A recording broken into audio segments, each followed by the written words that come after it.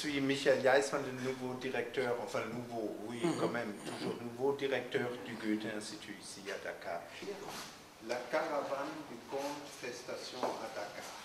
Le Goethe-Institut est donc l'oasis pour cette caravane du conte.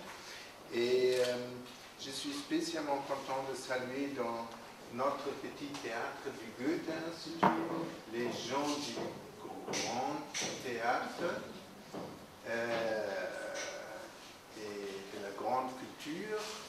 Je commence peut-être par le grand théâtre. Madame Yumapal, soyez bienvenue. Il y a quelques mois que j'étais chez vous, dans le grand théâtre, maintenant vous êtes chez nous, et ça me fait énorme plaisir. Et je sais déjà qu'on va continuer notre collaboration. Puis je salue également Madame Mariam Andoy du ministère de la Culture. Merci d'être venue. Je suis spécialement content de vous revoir ici parce qu'on a déjà des collaborations étroites. Finalement, je salue M. Ousmane Faye et M. Oumassal 1. Et soyez le bienvenu. Et je salue le grand chef de la caravane, c'est Massamba Gueye, qui va diriger les opérations cette année. Et je peux déjà vous annoncer que cette caravane du conte, elle sera assez persistante. Et l'année prochaine, elle va faire station ici aussi. C'est déjà décidé. Et donc, chers collègues, chers caravanistes, je vous laisse la parole. Merci.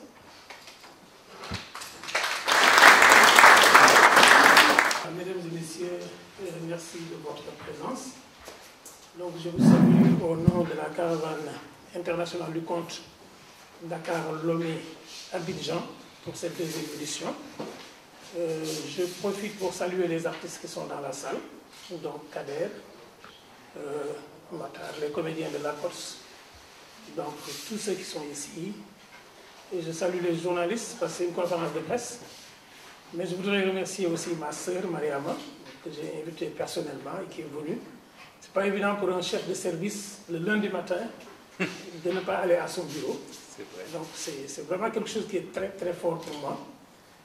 Et je voudrais aussi remercier le Grand Théâtre et expliquer très rapidement donc, comment cette caravane est née. Cette caravane est née, c'est un projet de Goethe Institut. Parce qu'il y a 2 ans, Goethe avait organisé un grand colloque ici, à Dakar. Il y avait tous les Goethe d'Afrique. Et l'objectif, c'était quoi? C'était de comprendre comment fonctionnait l'oralité dans une société empreinte d'écriture. C'était né d'une expérience exceptionnelle parce qu'il y avait la responsable de la bibliothèque de Goethe Abidjan, Stéphanie Kastner, donc qui était arrivée affectée à Abidjan. Et très simplement, elle avait fait une note. Elle est arrivée, elle a fait une note. Elle a donné à un de ses agents et lui a dit, il faut que cette note-là, que tu l'affiches. Donc la note était affichée. Mais le monsieur, au lieu d'afficher la note, elle avait constaté qu'il avait la note, il expliquait aux gens le contenu de la note avant de leur donner la note. Donc alors, ça a réveillé quelque chose chez elle. Elle a dit, mais lui, il a du papier, c'est écrit. Tout le monde sait lire. Mais pourquoi est-ce qu'il explique d'abord et il remet? Et là, elle a posé la question, ce rapport-là entre l'oralité et l'écriture, il faut l'approfondir. Je pense, heureusement, le Goethe international a compris. Et lors de ce colloque-là, il y avait vraiment tous les conteurs, tous les chercheurs d'Afrique à l'université. Et comme on dit chez nous, rien ne se perd. Les Wolofs, ils appellent la richesse am-am. Am-am, quand on le traduit, ça veut dire tiens, tiens. Quand on te dit tiens, dis à quelqu'un d'autre tiens. C'est ce que les Américains ont théorisé par la circulation des biens. Mais un jour, on est venu ici pour prendre un pot. J'ai vu qu'il y avait une kora, donc Issa Sissoko qui jouait. Il y avait un micro et il y avait des gens. Je me suis dit, mais pourquoi faire un colloque sur le conte? Mais la meilleure façon de montrer la force de l'oralité, c'était de prendre le micro et de faire un conte. Donc subitement, j'ai fait un conte avec Issa. Heureusement, je connaissais le choriste. Donc on a fait un spectacle de 20 minutes. Après, on a fermé le colloque et c'est parti. Mais je ne savais pas que ce spectacle avait attiré l'attention du GUT jusqu'au jour où on m'a invité à Abidjan pour aller faire une conférence et donner un spectacle de conte. Donc il s'agissait d'allier les deux, la recherche scientifique et l'expression artistique. Donc j'ai fait un spectacle de conte au GUT et le lendemain, j'ai donné une conférence sur l'opportunité qu'offrent ce qu'on appelle les technologies de l'information. Parce que c'est une partie que j'avais développée dans ma thèse. Moi, je fais partie de ceux qui pensent que l'ordinateur, que la télévision et la radio sont des occasions pour développer le patrimoine, mais pas des freins au patrimoine. C'est ma conviction. Et automatiquement après, quand on l'a fait, j'ai dit à GUT Abidjan, aujourd'hui vous m'avez fait venir, mais demain, est-ce que vous aurez les moyens de me faire venir? Moi, je connais des conteurs ici, à Abidjan, avec qui je travaille depuis des années, et je trouve que faire venir un Sénégalais, c'est très bien, mais ils sont autant talentueux, sinon plus talentueux que moi, et j'aimerais vous les présenter. Donc j'ai appelé Taxi Compteur qui était là-bas, Bindangazolo, heureusement, ils sont sur l'international, mais ils étaient de passage. On a fait une réunion et le GUT a dit, un projet, on ne peut pas le concevoir sans un après-projet. Et ils ont décidé d'organiser cette caravane Dakar-Abidjan l'année dernière. Et cette année, on l'a fait l'année dernière, et vous étiez presque tous là, nous l'avons vécu ensemble. Et cette année, nous avons décidé d'organiser la deuxième édition grâce au GUT, mais qui, comme vous le voyez, à partir d'Abidjan, a développé un partenariat avec Taxi Compteur. C'est la compagnie Naforoba. Donc GUT étant producteur a eu la générosité de dire à Taxi, nous acceptons, même si c'est nous qui apportons le budget, nous acceptons que tu prennes en charge les formations. Parce que la compagnie Naforoba et le théâtre du Waba, qui est sur pied, que je dirige depuis 2000 et avec lequel nous avons monté l'Antigone, je pense que vous vous souvenez de l'adaptation de l'Antigone, Ngoï, en 2000. Nous sommes en collaboration jusqu'en 2015. Donc sur 8 pays de l'Afrique de l'Ouest, sur un projet qui s'appelle Compter le développement. Et le GUT nous a permis de continuer cette collaboration-là. Donc toutes les formations sont prises en charge par la compagnie Naforoba. Mais tout le reste est pris en charge par le GUT. Est-ce que tout le monde a les papiers qu'on a mis à votre disposition? Le dossier de presse. Oui. Donc l'avantage, quand moi ils m'ont appelé pour me dire, voilà, le GUT demande que tu sois le directeur artistique ici à Dakar. C'était bien, parce que le GUT pouvait ne pas me confier. Ils sont là à Dakar, ils sont bien présents, vous les voyez, ils ont les moyens. Mais j'ai pris ça comme une marque de confiance. Et dans ma philosophie, quand j'ai créé le théâtre du Baba avec Gilles Lebert, avec Tidiane Balo, tous les deux décédés aujourd'hui, que Dieu ait pitié de leurs âmes, j'ai dit, si la Suisse met de l'argent dans la création de l'Antigone, il n'est pas normal que moi, en tant que partenaire, je ne mette rien. Donc, le théâtre du Baba a demandé à Africalia un financement. C'était la première structure financée par Africalia en Afrique, à hauteur de 7 millions, et tous les cachets des Sénégalais étaient payés par le théâtre du Baba. Tous les cachets, je dis. Je parle sous la présence de Manga, qui peut témoigner de cela parce qu'il était dans ce projet. Parce que je conçois que dans nos relations avec l'Europe, nous ne nous ferons respecter que lorsque dans les collaborations, nous mettons de l'argent. Donc quand le GUT m'a dit, tu coordonnes, je suis allé voir la directrice du théâtre, du Grand Théâtre, j'ai dit, nous voulons un partenariat. Je veux que le Sénégal mette de l'argent dans ce projet-là pour que nous puissions dire non quand il faut dire non et oui quand il faut dire oui. Notre oui n'aura de sens que si nous avons le courage de dire non. Elle a fermé les yeux, elle m'a dit, moi je t'avais juste commandé un spectacle. Maintenant que tu me donnes l'opportunité de cette collaboration, je prends. Je mets à votre disposition la grande salle à tarif artistique sur les 3 jours. C'est-à-dire c'est 2 millions fois 3 jours. Ça fait 6 millions. Je prends en charge, ce n'est pas encore fini, si vous applaudissez détail par détail, vous n'aurez plus de doigts à la fin de mon énumération. Je précise, parce que souvent on oublie de dire, quand le Grand Théâtre nous aide, nous artistes, on dit le ministère n'a fait rien. Quand nous savons que le ministère n'a fait rien, alors que c'est le ministère de la Culture. Donc, elle a pris ça en charge et elle m'a dit, je prends en charge la mobilisation des écoles. Je vais donner les moyens pour que vous trouviez le transport à toutes les écoles. Je prends en charge une bâche d'accueil que je vais mettre à l'entrée où on aura le Grand Théâtre et le Théâtre du Baobab souhaitent la bienvenue au Goethe et à sa caravane. Je prends en charge la communication radio. Je mets à ta disposition tous les techniciens et je mets à disposition les salles de répétition à hauteur de 100 000 francs par jour sur toute la semaine. Donc, du coup, le théâtre a presque 10 millions d'investissements dans ce projet-là. Non content de nous donner un. Non, il ne faut pas applaudir encore. Parce que le Grand Théâtre met à notre disposition l'ensemble de son personnel jusqu'aux hôtesses sur les 3 jours. Et nous ne sortons aucun franc pour le Grand Théâtre. Il nous donne ses espaces, ses infrastructures et nous donne un appui financier. Et la technique, je n'en parle pas. Parce que les robots qui sont là-bas, les louer un jour, nous savons, nous qui louons, c'est exceptionnel. Et non content de ça, je pense qu'ils sont là aujourd'hui, toute l'équipe, et je voudrais qu'à partir de ce moment-là, on puisse les applaudir. Merci donc, on va lui donner après la parole. Maintenant, pour cette année, nous avons le dossier de presse, nous n'allons pas trop insister. Je rappelle que la caravane du Conte a pour objectif de créer 2 liens. Un lien interafricain et à partir de ce lien africain, un lien avec l'Europe. Et pourquoi l'Allemagne? Pourquoi est-ce que moi je suis enchanté de travailler? Je rappelle tout le temps que tous les pays d'Europe aujourd'hui qui se gargarisent à développer l'oralité ont pris l'exemple sur l'Allemagne. Parce que ce sont les Allemands qui, à la fin du XVIIIe siècle, ont pris la responsabilité de mettre en valeur tout le patrimoine oral. Et les contes des frères Grimm ont servi à la France de moyen de pénétration et de retour vers leur propre patrimoine.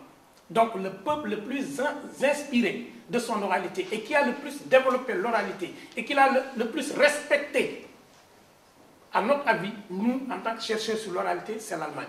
C'est l'Allemagne qui a donné les bases du renouveau du conte. Et quand l'Allemagne nous appelle, nous savons que ce peuple qui a respecté sa propre oralité ne va pas piétiner la nôtre. Moi, c'est pour ça que j'ai accepté cette collaboration-là. Je pense que les gens qui sont ici, Gilles, Axel et les autres qui me connaissent depuis au moins 2000, témoignent que je n'ai jamais joué dans un espace occidental. Jamais ici, pour des raisons de principe. Que je joue les spectacles que je veux, je leur donne le format que je veux, avec les contenus que je veux. Je fais partie des conteurs parias qui sont hors des circuits officiels en Europe. Parce que je ne fais pas des grimaces devant le peuple occidental pour leur montrer l'image de l'Afrique qu'ils veulent. Moi, je montre l'image de la vraie Afrique, de ces enfants qui meurent de faim quand ils ont faim, mais aussi des intellectuels africains qui ont un patrimoine à faire respecter. Maintenant, il y a des artistes africains qui sont là-bas et qui jouent les spectacles que les gens veulent. Et le Goethe ne nous demande pas ça. Il nous demande juste d'être sérieux. Donc, nous avons les moyens de mettre l'Afrique ensemble. L'année dernière, j'avais dit c'était Côte d'Ivoire et Sénégal. Cette année, l'année dernière, nous avions invité le Mali à Abidjan comme observateur. Cette année, le Mali est intégré. Nous devions y passer, mais vous connaissez la situation.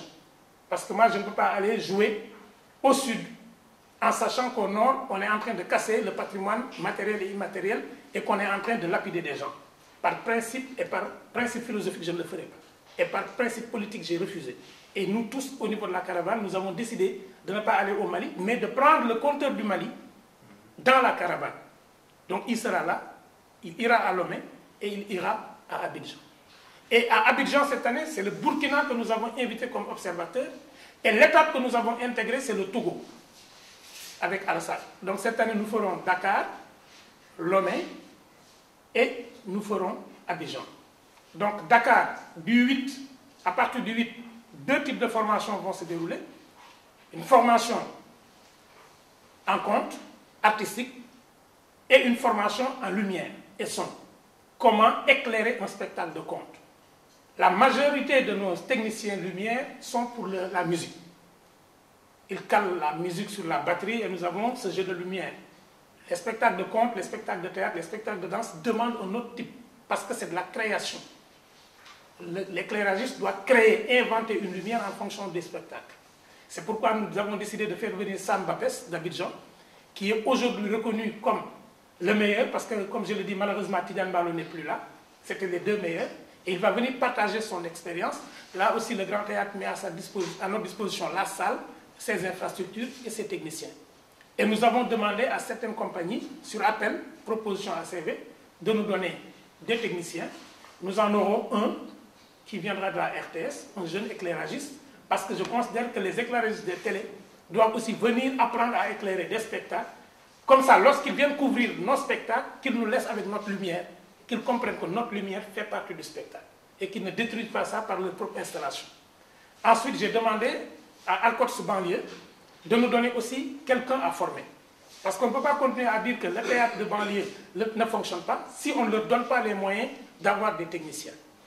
Et nous aurons maintenant des techniciens du Grand Théâtre, des stagiaires du Grand Théâtre, et nous aimerions, si des talents sont décelés au bout de la formation, pouvoir dire au Grand Théâtre, voilà, nous aimerions que vous recrutiez tel et tel à l'essai pour plus tard renforcer votre équipe. Parce que notre vocation, c'est de faire du professionnalisme, donner du métier pour que les techniciens et les artistes fassent vivre leur famille de cela. Et nous avons aussi une formation artistique. Le thème, c'est comment utiliser le conte pour l'apprentissage d'une langue. Nous avons décidé de prendre de jeunes artistes qui sont déjà sur les planches. Et ce qui est intéressant, c'est que j'ai Aïssatou dans la salle, je la remercie. Aïssatou est journaliste, mais tout le monde sait qu'elle est sortie de l'atelier de théâtre et qu'elle est comédienne professionnelle. Maintenant, elle va virer vers le conte. Elle va faire partie de cet atelier avec les Babacar Wali, les Semben, etc. Donc, et aussi d'autres conteurs qui n'ont jamais joué sur scène. Donc nous en aurons. Après maintenant, la formation artistique et la formation en lumière, en fusion, vont donner un spectacle que nous allons offrir soit au village SOS, soit à Empire des Enfants, ou les deux ensemble. Mais nous avons envie d'aller vers eux et leur donner, j'ai deux demandes, donc Empire et village SOS, je suis en train de voir comment les mettre ensemble sur un espace. À partir du 11 maintenant, les spectacles vont commencer. 3 nuits de spectacle.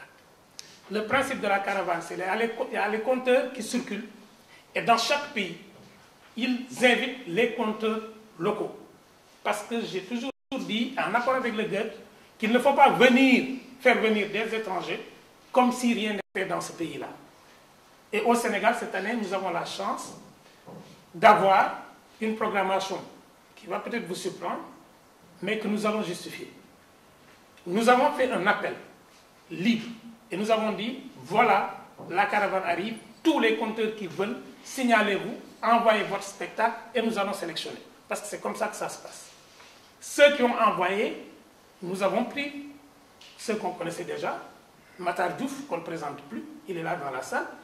Matar est le seul conteur, et moi je l'envie, sénégalais, à avoir été en finale des Jeux de la francophonie. C'est la première fois que le Sénégal a été en finale artistique, et c'est Matar qui a pu le faire. Nous avons décidé de lui donner l'occasion aussi de jouer. Et à côté de Matar, nous avons Ibrahim Mbaye Sopé.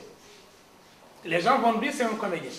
Mais c'est parce qu'ils ignorent que Sopé est un conteur professionnel qui a représenté le Sénégal aux Jeux de la francophonie de Niamey avec un spectacle de conte. Et depuis lors, comme il veut abandonner le conte, nous on le force à revenir jouer des spectacles de conte en tant qu'animateur de collectivité. Et nous avons Laman Baye, qui est conteur depuis 1980 que je le connais. Et nous avons Diena Begay, qui se fait représenter par son fils, qui est dans la salle. Lève-toi. Donc, lui, c'est Djenaba, c'est la seule conteuse au Sénégal qui parle 7 langues. 7 langues. Et aujourd'hui, elle est reconnue, elle est déjà programmée en mars prochain à Abidjan pour les journées de l'oralité. Et nous avons décidé d'ouvrir aux régions et d'inviter un conteur de Saint-Louis qui s'appelle Pape Samboso Zumba. Parce que tout ne s'arrête pas à Dakar. Nous n'avons pas les moyens d'aller en région, mais Pape Samboso Zumba sera là. Je ne comprends pas que ce conteur, depuis 5 ans, ne fasse que 2 ou 3 mois au Sénégal. Il joue sur toutes les scènes du monde et jamais presque ici au Sénégal. Donc nous l'avons programmé et nous avons observé que Kader a monté l'année dernière l'Aigle le Lièvre de Abdoulaye Sadji, Abdelkader Diarra. Il a monté l'Aigle le Lièvre d'Abdoulaye Sadji et Senghor au Centre culturel français et il a tourné avec ce spectacle de contes sur le circuit des centres culturels et des instituts français.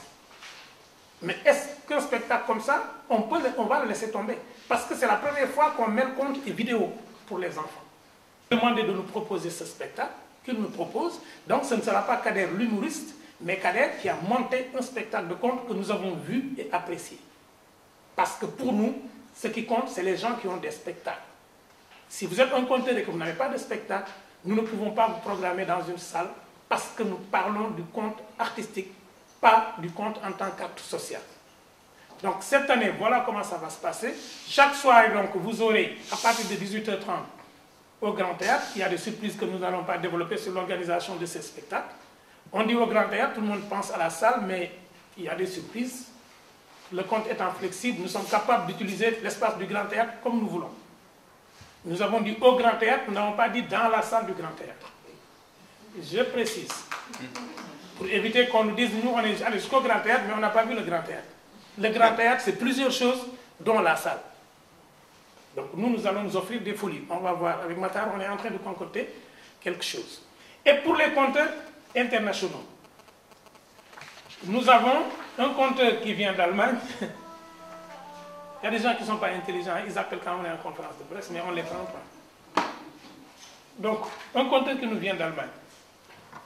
Est-ce que ce conteur-là, je vous dis, ce sera le seul conteur qui va jouer du tama sur scène et de la kora. On l'appelle parce qu'il a séjourné pendant presque une dizaine d'années au Mali, entre le Mali, le Sénégal, la Gambie. Il était en Gambie il y a quelques jours. Et Tormenta va nous offrir un spectacle où il allie kora, chant mandin et tama. Et il le joue mieux que beaucoup d'Africains. Et nous, ce que nous voulons montrer, nous, c'est que nous allons chercher chez eux beaucoup de biens matériels, alors qu'ils viennent chercher chez nous l'essence de ce qui fait l'humanité de l'homme, la profondeur de sa culture et de son âme. Et nous allons le proposer. Nous avons Taxi Conteur, pour ceux qui avaient vu l'année dernière les spectacles de Taxi Conteur, c'est le seul qui vous dit que pour une femme, il faut l'inviter à manger un poulet. En fonction de la partie qu'elle aime le plus, vous saurez le type de femme qu'elle est. Ah bon? Oui. Et c'est des secrets qui sont très utiles aux hommes. Et à ce moment du spectacle, on demande aux femmes de boucher les oreilles parce qu'on ne veut pas qu'elles nous prennent nos secrets. Par exemple, une femme qui ne mange que les cuisses de poulet, c'est une femme qui aime se faire voir. Ça, c'est pas moi, c'est Taxi Conteur qui le dit. Oui. Et à côté de Taxi, nous avons un conteur malien qui s'appelle Sarif Berté, qu'on appelle l'oiseau conteur. L'oiseau conteur, pourquoi? Parce que lui, il est directeur de festival, mais ce qui est intéressant, c'est qu'il est sorti comme Kader du conservatoire de l'INA. Mais lui, il a appris le jeu d'acteur et en même temps, il a appris la musique et le conte. Donc du coup, quand il est sur scène, il a une guitare et sa guitare se transforme en accessoire pluriel. À côté de lui, nous avons Alassane Sidi qui va venir de Lomé. Lui aussi, il a été formé par de très grands conteurs comme Djad Darwish, Hassan Kouyaté. Et aujourd'hui, c'est l'un des principaux formateurs avec Kodjo Meoul. Il va venir au Sénégal. Et avec eux, votre serviteur qui va les accueillir, Massamba Gueye, je m'appelle, pour ceux qui ne me connaissent pas. Et nous allons chaque soir avoir 2 conteurs résidents qui vont inviter 2 conteurs étrangers et nous allons échanger. Il ne s'agit pas juste de jouer et de descendre. On aura des moments de complicité exceptionnels où on aura beaucoup d'échanges. Donc voilà, c'est ce que j'ai oublié quelqu'un. Je pense que c'est ça la programmation. Et après, on finit le 13. Dès qu'on finit le 13, le 14, on est à Lomé et on reste à Lomé pour le même programme jusqu'au 21. Le 21, on quitte Abidjan, on quitte Lomé pour Abidjan. Et à Abidjan, on fait lundi, mardi. Mardi, on joue à Yamoussoukro et on revient pour terminer. Donc c'est une vraie caravane. L'année dernière, on nous a dit, est-ce que vous passez par la route? Une caravane peut aussi prendre des avions. Avant, c'était les chameaux. après les voitures. Maintenant, c'est une caravane qui va prendre les avions. Quand on aura de la sécurité sur l'ensemble des frontières, nous prendrons la route. Mais pour des raisons évidentes de survie, vous comprenez que nous ne pouvons pas passer par le désert du Mali. Ne serait-ce que parce que j'ai 2 bagues. Et c'est interdit selon leur islam, eux. Donc pour des raisons de survie, on ne peut pas y aller. C'est ce que je pouvais dire. Et pour terminer très rapidement, je voudrais vous dire que nous sommes appuyés aussi, nous nous sommes reposés sur une équipe avec Bouyefal, qui est le point focal du GUT. Et nous avons l'administrateur et le régisseur général de cette caravane à Dakar, c'est Ablaye Sène, il est là. Je pense que beaucoup d'entre vous connaissent Ablaye Sène, conseiller, animateur culturel devenu conseiller culturel, donc qui est sorti, qui nous revient de Lomé, et qui est le directeur de Bargny Rythme sur Mer et manager aussi de Kër Gui de Bargny et de Serigne Konté Étoile. C'est lui qui va faire l'administration et la régie générale. À côté de lui, nous aurons le chargé des formations et de la logistique, Sadibou Manga, qui est ici. Vous le connaissez, le secrétaire général du FESTA. Et Alun Diop, responsable de la communication. Et nous avons Pablo Faye qui va s'occuper d'accompagner le GUT pour l'accueil, l'hébergement, le transport, la restauration. Et nous avons maintenant le responsable du plateau artistique, M. Makodou Mbeng, qui est le chargé de production du Grand Théâtre, qui va s'occuper de ce qu'on appelle la mise en cohérence des spectacles. Je pense que je n'ai oublié personne. Voilà. Et c'est l'équipe qui va nous aider à organiser ceci. Évidemment, nous ne pouvons pas le faire sans les journalistes. Pourquoi est-ce que je suis convaincu que nous devons remplir le Grand Théâtre au maximum? Je n'ai pas dit à ras, au maximum. Il y a des gens qui pensent que le Grand Théâtre, c'est uniquement pour le mbalakh, pour le rap. Moi, il y a une catégorie sociale qui suit le compte. Et cette catégorie, j'ai envie de l'amener au Grand Théâtre. Parce que je suis convaincu d'une chose. Dans une de mes invitations, j'ai dit, je vous invite à la caravane de compte. Même si vous n'aimez pas celui qui a construit le bâtiment, venez. Même si vous n'aimez pas le bâtiment, venez. Parce que j'ai vu des gens qui étaient contre le Grand Théâtre. Et j'étais avec eux dans la salle. La première fois qu'ils ont mis les pieds au Grand Théâtre, ils ont changé d'avis. Ils ont changé d'avis. Et la catégorie qui suit le compte doit venir au Grand Théâtre. Et la caravane, merci Michel, va continuer son chemin. Et l'année prochaine, nous espérons avoir 2 étapes de plus, Bamako, parce que la paix reviendra forcément au Mali, et le Burkina qui sera observateur. Donc je vous remercie. Je m'excuse d'avoir été très bavard, mais c'était volontaire. Oui.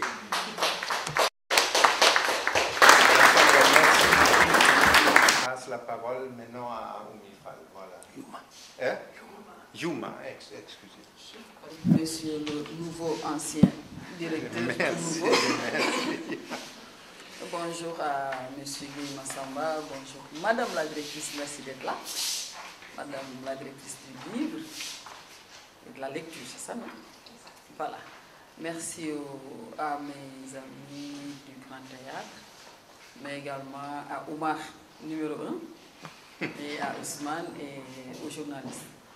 En fait, nous, participer à ce projet constitue pour nous, en fait, une sorte de, qu'est-ce qu'on dit, prolongation, non, en foot. Ou bien carrément, c'est dans le match même, c'est pas les prolongations, c'est le match. Parce que le Grand Théâtre, c'est, comme on le dit, c'est un espace d'excellence. Mais c'est également un espace de promotion et de publicisation tourné vers le monde. Le Sénégal étant justement une partie du monde. Et donc, c'est un espace de promotion de ce qui se fait de mieux au Sénégal. Alors, et le Grand Théâtre, nous, dans notre façon de faire, nous continuons toujours à interroger les attentes, les préoccupations des publics sénégalais, afin de comprendre leurs attentes et de les intégrer dans notre programmation. Alors, interroger pour comprendre et intégrer, ça veut dire quoi? On a vu que le public sénégalais s'intéressait à cet autre côté de la culture, c'est-à-dire le patrimoine, donc le conte étant là-dedans, l'oralité. Et nous avons demandé à Massamba Gueye, ici présent, qui est un ami qui est membre du conseil artistique du Grand Théâtre, ce conseil qui qui n'est rien d'autre que du bénévolat artistique. Donc une bande d'amis qui réfléchissent ensemble pour mettre en place une programmation qui justement répond aux attentes des Sénégalais. Donc on a demandé à Mas de nous proposer quelque chose autour du conte pour faire justement dans ce registre-là du savoir-faire traditionnel, des cultures, traditions comme on entend, ou bien de l'art immatériel tout court.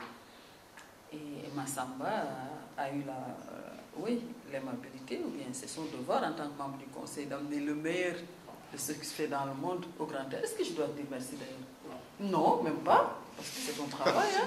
Bah oui, hein? Alors voilà, donc Mas nous a proposé ce projet et nous sommes contents justement d'être là, partie prenante, partenaire de ce projet, parce que non seulement on fait dans l'art, dans sa grande diversité, les cultures, mais également dans la formation. Et ça nous intéresse au premier niveau, la formation des acteurs. Nous nous accompagnons à la professionnalisation des acteurs, nous faisons presque de l'incubation pour les acteurs. Et donc ça, c'est un côté qui nous a également très intéressés dans ce projet. Et pour finir, je vais dire comme Mas a dit, ce projet également, pour nous, c'est également une façon de montrer l'Afrique. Travailler avec la bouche de l'Afrique, c'est pour nous une façon de montrer l'Afrique telle que nous la voyons, telle qu'on aimerait qu'elle soit vue, et c'est tout simplement telle qu'elle est. Voilà, c'est tout ce que j'avais à dire, et on attend un beau monde et on espère que le public sera nombreux et beau au Grand Théâtre. Merci beaucoup. Merci. Elle me donne l'occasion de répondre à une question définitivement. Arrête, voilà, parce que là, Gilles m'a taquiné tout de suite en entrant ici. C'est une question qu'on pose. Massamba s'appelle ou est appelée la bouche de l'Afrique. Hein? Et maintenant, je connais l'histoire. Très bien. Donc, je passe la parole peut-être aux journalistes pour des questions.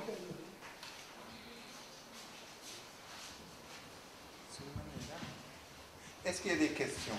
Est-ce qu'il y a des journalistes? Oui, quoi? Est-ce qu'il y a des journalistes? Est-ce qu'il y a des questions aussi? Voilà. Bonjour, bonjour. Gilles Arseil du journal Le Quotidien. Bon, c'est vrai que quand Massamba conduit la presse, il dit tellement de choses qu'il finit par tout dire, la presse n'a pas de questions. C'est pas la première fois que ça arrive. Toutefois, je voudrais savoir, parce que Massamba, la caravane du conte a donné rendez-vous au public le 5. Mais jusque-là, tu n'as pas justifié pourquoi le rendez-vous a été raté. Ce serait intéressant de donner un justificatif au public qui s'attendait à ton dossier. Ma deuxième préoccupation, c'est qu'il y a un thème que vous voulez aborder qui m'a fait dire dans la tête, peut-être que je ne suis pas très intelligent. Comment utiliser le conte pour l'apprentissage d'une langue? Je me suis dit, est-ce que ce n'est pas le contraire? Comment utiliser la langue pour apprendre à compter? Est-ce que ça ne devrait pas être ça? Parce que si je ne sais pas parler le Nian, qui est le langue du Togo, comment je peux compter dans cette langue pour pouvoir parler la langue? Si d'abord je n'ai pas appris à connaître la langue, le thème est un peu ambigu. Merci. Voilà, donc Gilles, tu as parfaitement raison. En fait, j'avais, pour gagner du temps, envoyé un premier, parce que la caravane commence pour nous le 5. Parce que c'est le 5 que les invités vont arriver. C'est le 5 aussi que les rencontres entre les stagiaires et les techniciens vont commencer. Les invités arrivent le 5 en fait. C'est l'information qui commence le 8. Sur le premier envoi que je vous avais donné, qui était privé, qui n'était pas l'envoi officiel, j'avais intégré toute cette période-là. C'est-à-dire à partir du 5. Parce qu'à partir du 5 aussi, on a besoin des journalistes pour venir participer à tout ce processus. Mais les invités arrivent effectivement à partir du 5. Dès le 5, nous aurons Samba Pes, nous avons notre ami Frisol Maker, le directeur de Goethe Institut Abidjan qui arrive le 6, je pense, ou le 7, qui arrive le 7, ainsi de suite, et Tormenta qui arrive le 10. Donc effectivement, pour nous, la caravane arrive le 5, et quand j'ai fait le deuxième envoi avec le le communiqué de presse officiel, j'ai dit rectificatif. Mais ce n'est pas un renvoi. J'ai vraiment vu qu'il y a dit la caravane est renvoyée. Ce n'est pas un renvoi. Ce n'est pas un renvoi, c'est justement ce qui a été, c'est une erreur de communication. Ça nous a permis d'avoir 2 communications, merci. C'était peut-être aussi une stratégie, bon, je ne dirais pas la vérité. Mais la réalité, c'est que la caravane commence le 5 pour nous. Mais pour le public, la caravane commence le 8. Pour pour le public en général. Pour les formés, les stagiaires, ça commence le 8. Et pour les spectateurs, ça commence le 11. Donc nous avons 3 caravanes à l'intérieur de cette caravane-là. Donc nous avons ces 3-là. Maintenant, la thématique. Pourquoi dire comment utiliser le conte dans l'apprentissage d'une langue? Vous savez, Gilles, même nos propres langues maternelles, on doit les apprendre. Et le conte a toujours été un outil de performance linguistique. Parce qu'en linguistique, on a la compétence que tout le monde acquiert à partir de 3 ans. Vous savez, à partir de 3 ans, aujourd'hui, on a montré que le stock que nous avons est déjà formé. Et à partir de 7 ans, l'ensemble des mots que nous devons prononcer dans la vie sont enregistrés quelque part en attendant qu'on découvre de nouveaux mots. Mais il se trouve que le conte permet, si vous êtes Wolof, et que vous faites des contes régulièrement, vous passez de la compétence à dire « je veux manger », à pouvoir dire « bëggoon naa dem » à la parole esthétique. Au lieu de dire « je veux partir », tu dis « j'aurais voulu partir ». C'est-à-dire que le conte doit être utilisé dans l'apprentissage des langues. Parce que le conte a cette chance-là d'être un art de la parole, mais d'être un art de la parole démocratique. Et la caravane, pourquoi on a pris le conte pour l'apprentissage des langues? Parce que les légendes sont tenues par des familles qui ont les instruments traditionnels. Vous ne pouvez pas faire de légendes chez les Peuls si vous n'avez pas le khalam. Chez les Mabo si vous n'avez pas le khalam. J'en sais quelque chose parce que ma mère est Mabo.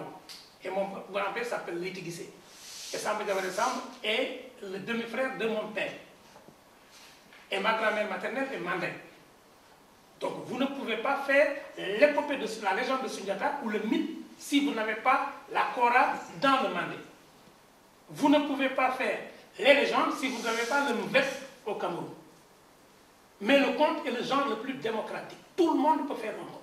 Le conte n'est fermé et n'est destiné à aucune famille. C'est le genre le plus démocratique. Toutes les familles peuvent faire le conte. On n'a pas besoin d'être griot. Je sais qu'en France, en Europe, on vend cela. On est griot, on est conteur. Tout le monde peut être conteur. C'est un genre démocratique. Donc c'est pourquoi on dit, puisque c'est un genre démocratique et que tout le monde peut le faire, on va mettre en formation des artistes et des enseignants ensemble. Parce que les artistes vont dans les écoles pour intervenir, il faut qu'ils sachent comment respecter les normes pédagogiques. Et les maîtres et les professeurs qui les reçoivent doivent aussi savoir ce qu'ils endurent dans une formation pour les respecter lorsqu'ils viennent en classe. Donc c'est pour ça qu'on a choisi cela, utiliser le conte comme stratégie.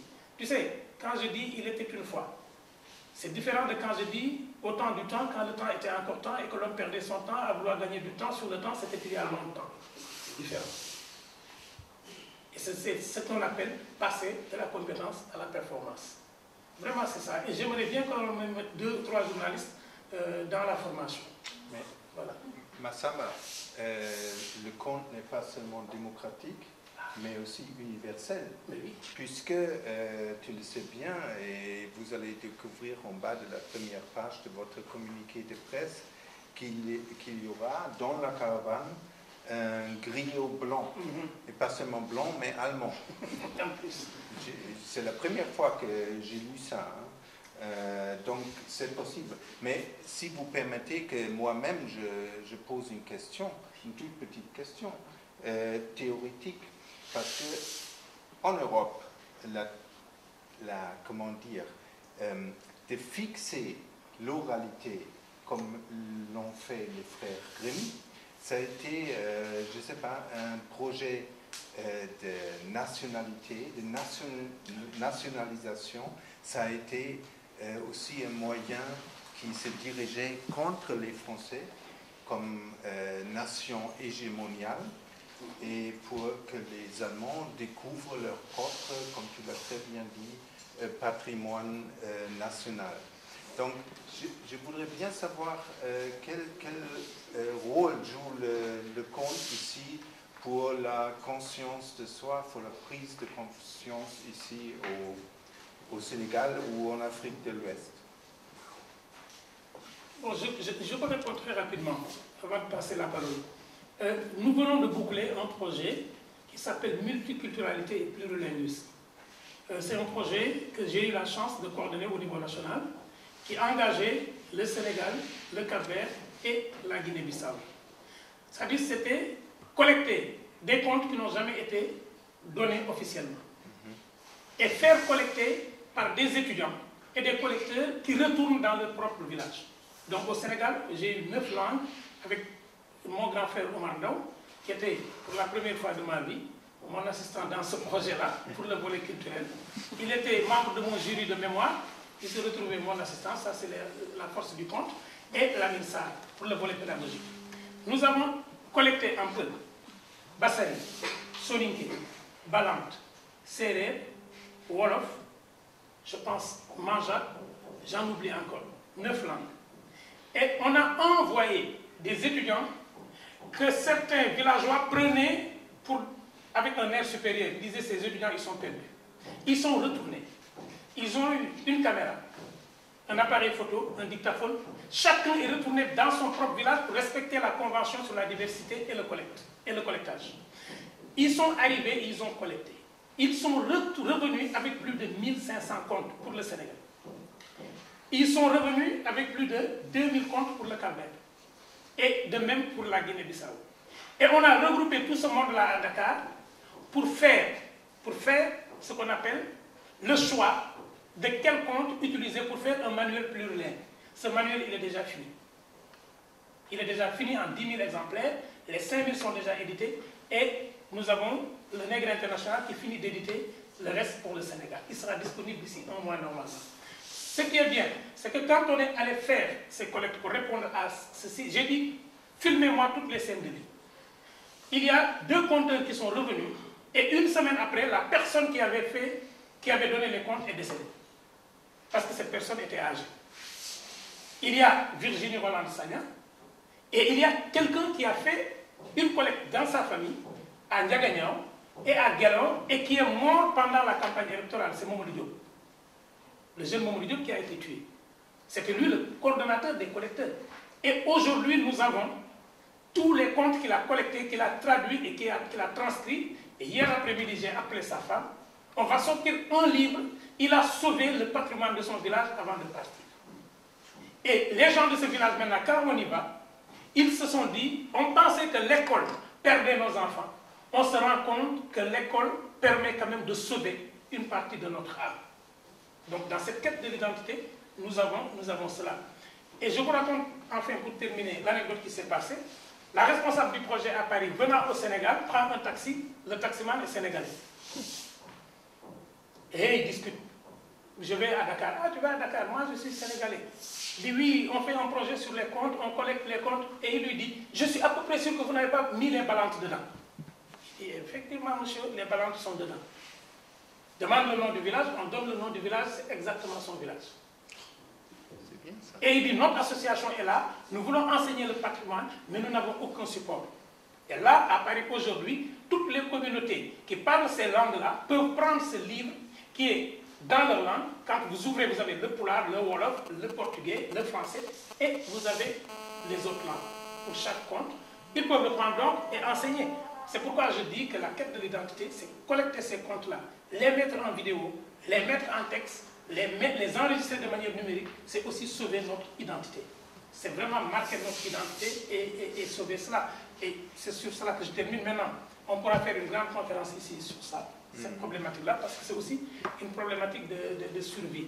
Et notre prochaine grande expérience, ce serait... De survie et de mutation, parce qu'un conte fait qui est écrit, qui est fixé par l'écrit, n'est plus le même qu'un conte qui existe seulement dans l'oralité, n'est-ce pas? Un conte dans un livre, moi j'ai écrit quelque part qu'un conte dans un livre, c'est comme un tam-tam dans un musée. Il y est conservé, mais il n'y vit plus. Ah. Voilà. C'est exactement la réponse que je peux donner. Non, ce que je viens de dire. Voilà, c'est exactement la même chose. Merci. Les journalistes. Excusez. Déjà, je voulais savoir pour M. Gay, quels sont peut-être. Est-ce que vous pouvez nous donner, nous parler de d'un de vos comptes? Parce que comme l'année dernière, vous avez fait des comptes engagés. Parce qu'on était dans l'utilisation politique assez délicate. Et j'aimerais savoir, pour cette campagne, qu'est-ce que vous proposez au public? Bon, je sais que vous ne pouvez pas tout nous dire, mais juste un exemple. Autre chose, j'aimerais avoir plus de détails sur votre maison du compte et de l'oral. Vous dites que ce sera inaugurer en novembre. Et j'aimerais avoir plus de détails. Sinon, est-ce que vous pensez que le compte au Sénégal, en réalité, est-ce qu'il est sur le bord actuellement? Parce que j'ai comme l'impression que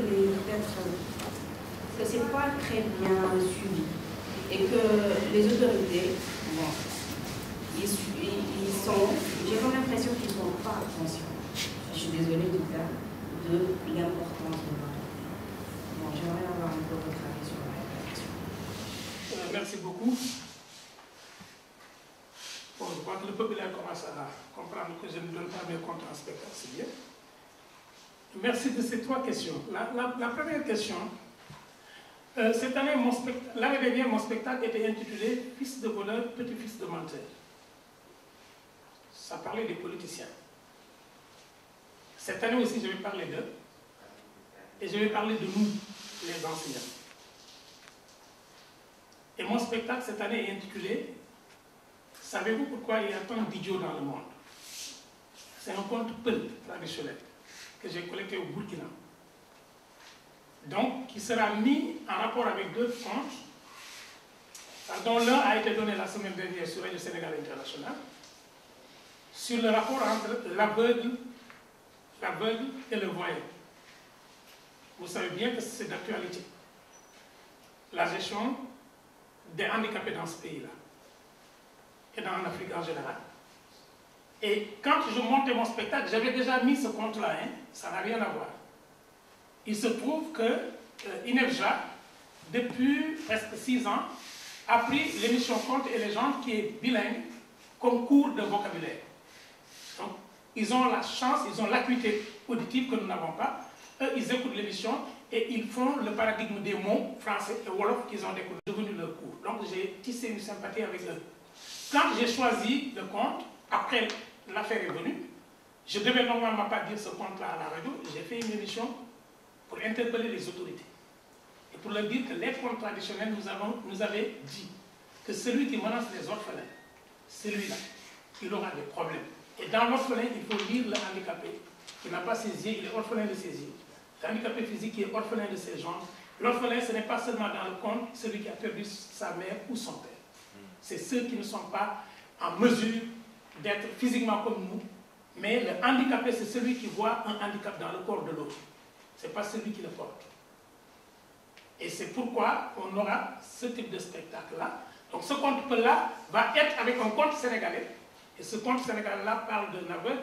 Et vous avez un autre conte sur le mariage. Parce que la question que je pose, c'est pourquoi quand un Sénégalais de 60 ans, 65 ans, demande la main d'une Sénégalaise de 20 ans, on ne dit pas avec le c'est vieux, mais il ne vaut rien. Et quand c'est un Européen, on accepte. Quand un Européen de 65 ans vient épouser nos filles de 20 ans, on accepte. Parce qu'il y a le visa derrière. Parce qu'il y a l'argent derrière. Ce sont ces questions-là cette année que je vais épouser, mais je ne ferai aucune phrase politique. On va rire, on va jouer. Et si vous ne voulez pas divorcer, le secret est dans un de ces comptes-là. Comment faire pour ne jamais divorcer? Donc ce sera ça le parcours. Et Matar va vous étonner cette année. Je ne dirai pas le contenu de son compte. On est en train de... J'ai vu les textes sur lesquels il travaille en ce moment. Je vous assure qu'il va vous régaler. Kader va détourner l'ensemble des comptes de Virago Diop et de... Imaginez Kader seul sur scène, sans parler. Imaginez maintenant la force du travail de comédien allié au travail de l'humoriste, mais il a les deux volets du conte. Et Dieynaba va venir avec des contes extrêmement chantés, très chantés, et Lamane va nous amener des contes du Kayor. Mais lui, il va être sur il m'a dit, il va être sur un rythme épique. Il va être vraiment sur un rythme extrêmement épique. Et Zumba va faire un conte urbain, allié à un conte traditionnel. Donc c'est ça la sauce. Et maintenant, pourquoi est-ce qu'on va au Grand Théâtre? C'est pour cela. Aliou Diop m'a une fois reproché cela. Il m'a dit, mais vous ne communiquez pas masse. Vous faites tout ce que vous faites votre tournée, vous revenez, vous vous cachez comme si vous aviez honte de tourner, alors que vous faites 10, 15, 20 pays par année, depuis des années. C'est valable pour Babacar Mbaye, c'est valable pour Matar, il revient de Tunis, Kader, il revient du Cameroun, etc. Mais personne n'est au courant de ce que vous faites.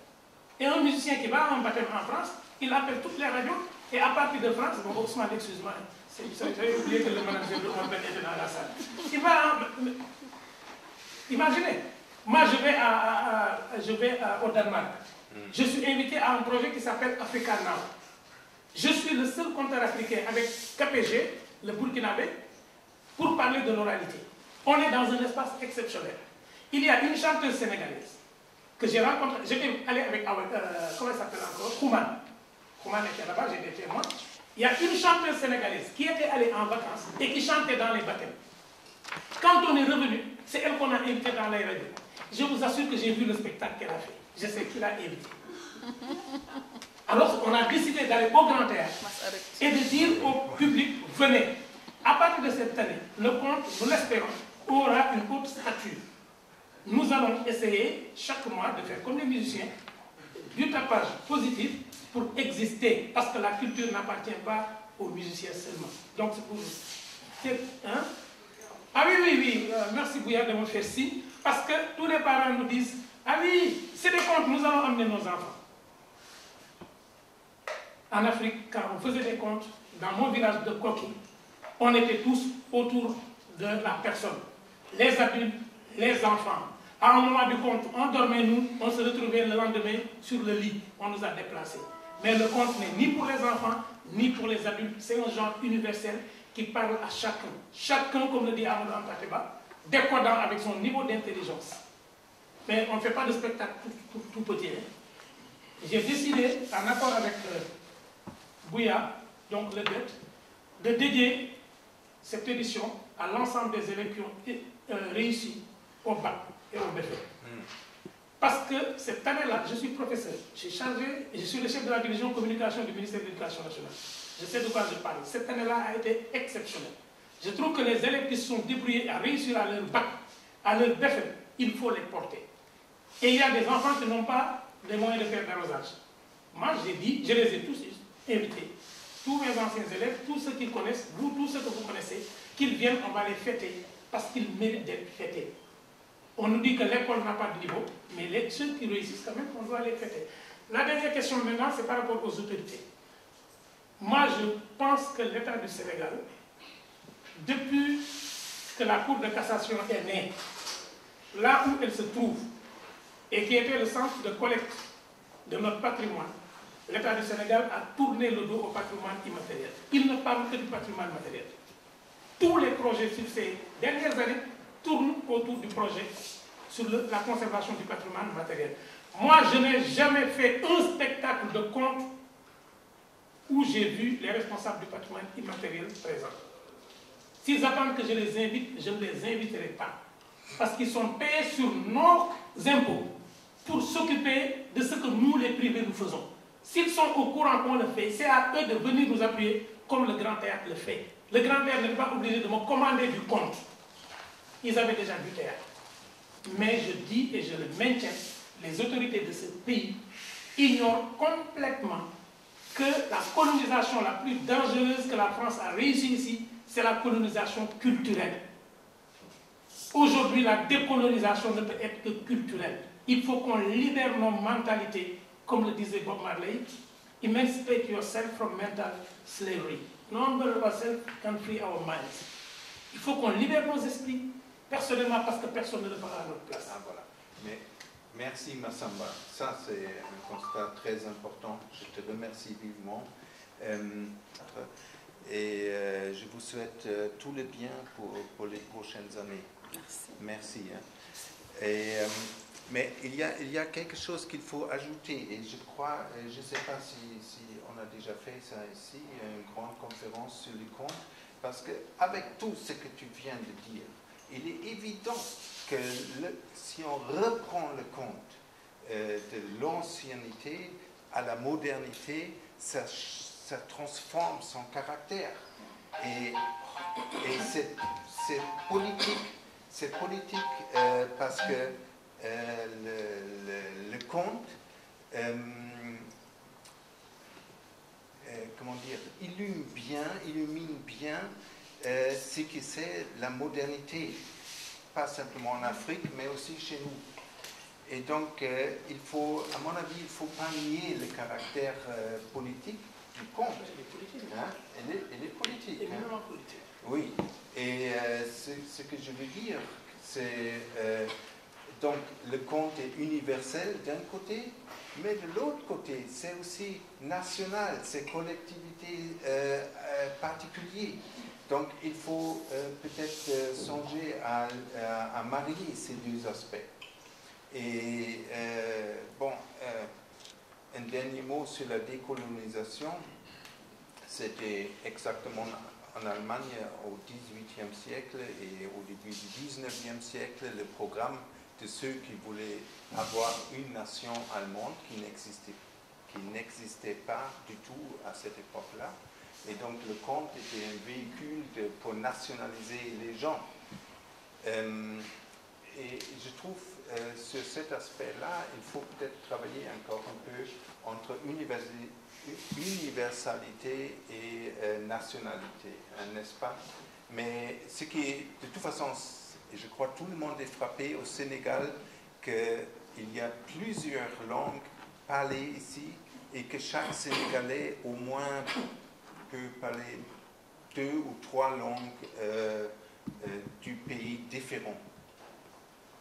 Alain Diop me fait signe qu'il ne nous reste que 5 à 10 minutes. Merci. Je vois que tu as sommeil. Tu parles il vient de son édition. Il reste que 5 minutes. 5 minutes allemandes, 5 minutes sénégalaises, je ne sais pas. 5 minutes du compte international. Je vais dire juste quelques mots. On a parlé d'autorité. Je suis quand même une petite autorité culturelle ici. Je voudrais dire qu'il y a des autorités qui s'intéressent au conte. Bon, d'abord, les gens de notre génération, quand nous étions enfants, il n'y avait pas la télé, il n'y avait pas Internet. Et tous les soirs, on était au pied de grand-mère à écouter des contes. Donc ça nous a manqué. Et c'est pour ça que je pense que certains écrivains ont écrit des contes. Moi-même, je me suis hasardée à en faire 2. Pourtant, ce n'est pas ma spécialité. Parce que autant on aimait les contes de Grimm et de Perrault, etc., d'Orient, qui nous faisaient rêver, autant on aimait nos contes, mais on ne les a pas retrouvés dans les livres. C'est pour ça que beaucoup de générations, enfin beaucoup d'écrivains africains de ma génération ont fait des livres de contes pour enfants pour faire ressusciter leur tradition orale. Bon, personnellement, la tradition orale, ça m'intéresse, puisque en 82, je faisais un doctorat, j'aurais pu le faire sur d'autres auteurs, mais je l'ai fait sur la tradition orale lébo. Je suis allée rechercher des épisodes qu'on dit historico-légendaires, en tout cas des contes, des légendes, des chants gymniques, donc des chants de tatouage, de mariage, de lutte, etc. Donc j'ai un intérêt personnel pour l'oralité. Maintenant, tu as dit tout à l'heure que le conte dans un livre, c'est comme un tam-tam dans un musée. Il se trouve que je suis de formation muséologue. J'ai fait l'école du Louvre. Et je sais que ce que je reproche au musée, justement, au Sénégal, c'est d'être statique et pas dynamique. Mais n'empêche que ces contes-là, tous les enfants n'ont plus grand-mère pour les raconter. Donc, il faut qu'ils soient dans des livres, mais en même temps, tu as eu l'idée de les mettre sur cassette. Donc, c'est l'avantage. On peut avoir le livre et la cassette. Tout à l'heure, tu as parlé d'un livre que je ne connais pas et qui devrait figurer, en tout cas, en bonne place dans les bibliothèques, dont je suis responsable. Donc, c'est pour dire à la dame journaliste de ne pas déplorer. Bon, elle le déplore. Plus il y a d'autorités conscientes qu'on doit rechercher notre oralité, notre patrimoine, mieux c'est. Mais je pense que Yuma est là, je suis là, donc il ne faut pas désespérer. Merci, ça nous encourage. De toute façon, votre présence est éminemment significative. Bon, je salue aussi le centre culturel de Senghor représenté par M. Sadakane, directeur de la bibliothèque. Je reviens juste pour apporter une petite contribution, pas forcément une question. C'est que tu as fait une parenthèse tout à l'heure, Massamba, par rapport au fait qu'il serait intéressant que les journalistes puissent participer aux formations. Je trouve cela très très pertinent dans la mesure où, depuis 10 ans, que je m'intéresse à la culture, à la presse culturelle sénégalaise. Lorsqu'il y a des soirées de contes et que nous autres journalistes, nous écrivons, nous restituons le conte que la personne a raconté. Or, ce n'est pas forcément ce qu'il faut faire. Il faut également associer les journalistes culturels à ce que nous faisons pour leur permettre peut-être dans quelques années d'avoir au Sénégal des journalistes culturels critiques du conte. Parce que une chose est de restituer l'histoire et de dire le thème ou de dresser l'histoire qui ressort, ce qu'on veut dire par là. Mais une chose est également de savoir prendre du recul par rapport au jeu de scène de celui qui raconte, par rapport à sa gestuelle, par rapport à son intonation, par rapport à la prononciation, à beaucoup de choses qu'on peut retrouver dans un article et que forcément nos autres journalistes ne le font pas. Je vous remercie. De toute façon, moi je donne mon accord, en plus de Aïssatou.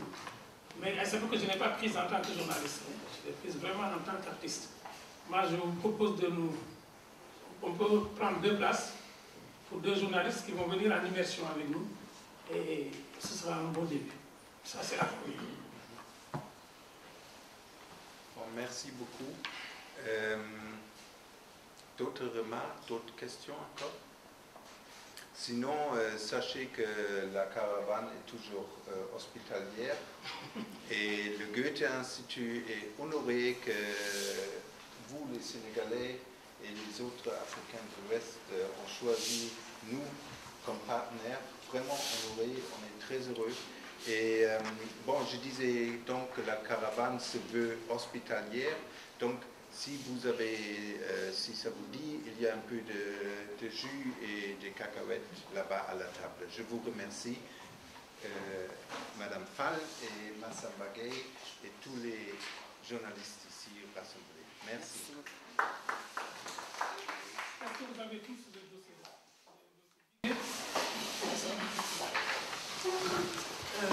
Derrière, vous avez ça? Bon, avec notre ami. C'est longtemps. Oui.